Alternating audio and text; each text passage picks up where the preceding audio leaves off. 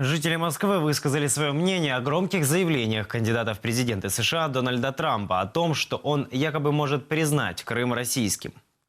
К этим словам я отношусь положительно. А то, что их произносит Дональд Трамп, это обычная политическая игра.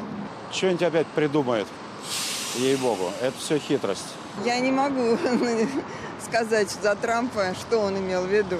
Но, может быть, конечно, хотел, наверное, может, каких-то избирателей склонить, тем более там же очень много и русскоязычных. Ну, по-моему, он все правильно сказал. Почему правильно? Ну, а если мнение жителей Крыма учитывать, то так и должно быть. Там же большинство народу как раз-таки русские живут, в основном население. У них и нужно спрашивать, хотят ли они вернуться обратно к Украине. Теоретически его надо учитывать, но обычно никто не особо не учитывает мнение жителей, мне кажется. Потому что если спрашивать, по каждому вопросу проводить референдум, это очень много может отколоться. Мне кажется, это несущественно вообще мнение жителей Крыма.